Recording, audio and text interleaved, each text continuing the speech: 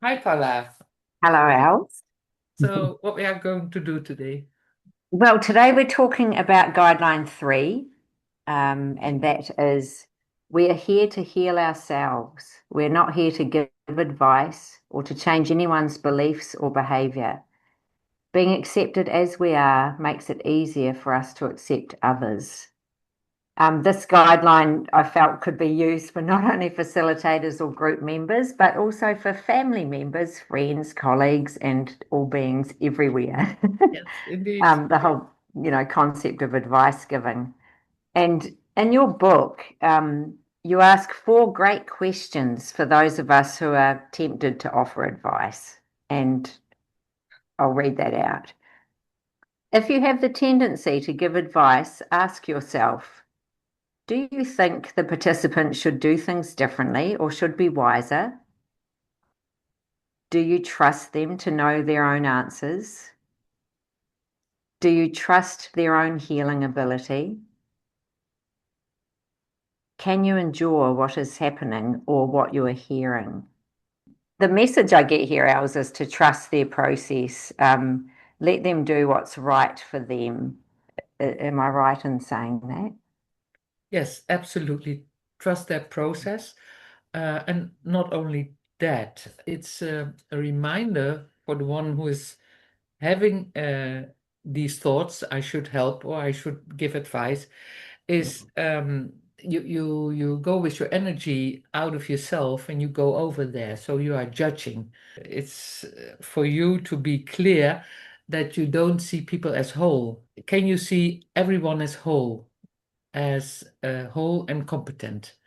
It should be one of the things, or maybe there are more that you are upset about, or you think, oh, they don't manage, or they need a hand, or it's horrible what happened to them. They have a trauma, they are wounded, or something should be Mm, healed, or they can't do it by themselves. So it's all judgment projected on the one who's speaking.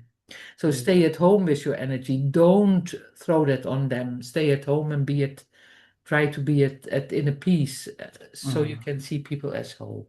yeah. And even by feeling them as whole or seeing them as whole, they might feel that energy too. And Maybe, I don't know, maybe, but you will feel the energy. You yeah. you will be there. When you are upset about what somebody tells you or tells in the group, and you think help is needed there over there, you could always ask, do you want me to see you as whole or as a victim of your past? And then you will get a very interesting answer. Yes. Yeah. Yeah. Because Mm. mostly people say, please see me as whole, Oh, even as I see myself as a victim of my past. yes. Yeah. Yeah. Yeah. Beautiful. This is a quote from you, Els. In attitudinal healing groups, we are all here to share our own experience, and that's it. End of story, you say. Um, and I read that and say, yeah, it's that simple, but it's not, because people love to help each other and feel that they can because they've sort of been in that situation themselves. And what's your take on that, Els? In fact, what we talked before about, it's the same. From what source comes the wish to help? From what source? Is it from an upset or is it from inner peace? And when it's from inner peace, you don't have plans to ask the question or to offer help. It's a natural flow. But when there's an upset and you think, oh, when they are happy, I am happy. So what can I do to get them happy? Or it must be heavy for someone to handle it this way or to live this way. That's not from a peace place where this question comes from. It's from an upset place. Yeah, yeah. And just, yeah, wanting to change them. Yeah. Yes, because when it comes from a peace place, it never forces itself up. Yeah, and sometimes when you're sitting in groups and people are sharing, some people might be tempted to offer advice in disguise, Yes. when they share. And I quote another quote from your book. realize that if you think you have experienced a similar situation, you haven't. That it's a similar situation with you in your own frame of reference, not theirs. Yes. What do you mean by this, Els? Yeah, well, you hear something and you think you understand what is being said by someone, but it isn't, because it's always in your own perspective that you place what you hear. And as I said before, when you do an exercise with someone and you take a word and you say make 10 associations and you have 10 people, at the end you will have 90 or 95 different associations. So we never speak about the same. So what I tell, I understand it until in the deepest way, but another one doesn't understand it in that deep way. And that's also why it's very important when people use words that we use the same words when we want to say, is this what you mean? And then use the same words. And even then, we don't understand what is being said. And often we Yes. don't understand even ourselves. Yeah, true, true. Yeah, no, yeah, it's an easy thing to fall into, but just definitely no advice in disguise. Yeah, when you're sharing. Following on from that question, Els, some advice can be hidden in a response to a share in the form of speaking theoretically or reciting something or using cliches Yes. from A Course in Miracles or Attitudinal Healing.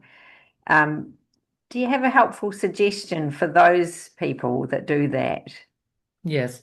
Well, of course, we read the principles and the guidelines before the group starts, but when it happens in the group, I would always address the one to whom it is addressed, and I would ask that person, was this helpful? And mostly people say, not at all.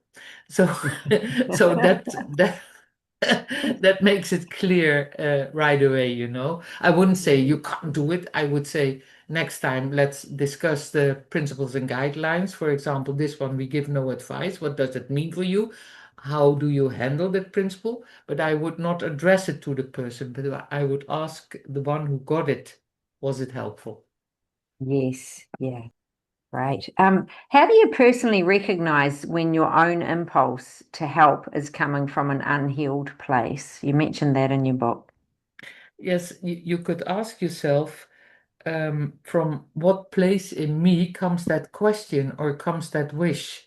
And when I have the wish to have somebody happy, because when the children are happy, I can be happy, huh? Or when the parents are happy, the child can be happy. That's an unhealed place. So we just can't endure that people feel as they are. So when it comes from a total place of peace, uh, Mm. then if people accept the help or not, it would be uh, equal okay for me. Yeah, But yeah. if it is not, then I know it comes from an unhealed place in me.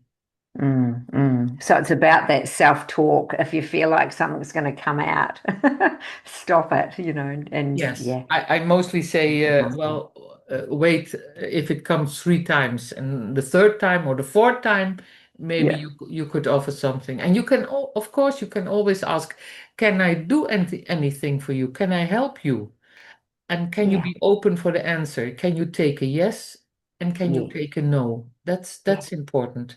And yeah. is a yes as good as a no? True. Yeah.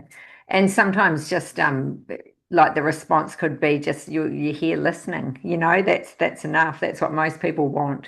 Els, when you say to trust their insights, healing capacity and tempo, is the invitation more about surrendering control and deepening compassion?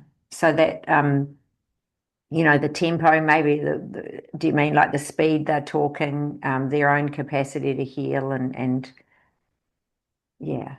Surrendering control, you say, when we would be very honest, we would understand or know or say that we never can control anything. There's no control anyway. And there's often no control of ourselves and not at all control about others. Yeah.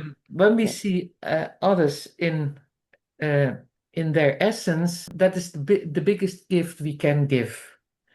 When we see Mhm. them as whole, when we see them as capable and as total okay, and that's the same as asking again, do you want me to see you as a victim of your past, of what happened in your life, or do you want me to see as whole, even when you miss a leg or an arm, or when this happened to you or that happened to you? And I never met people who said, I want to see you, I want that you see me as a victim of my past. Maybe they say, oh, 1% or a little bit, but Yeah, yeah, not yeah. 100%.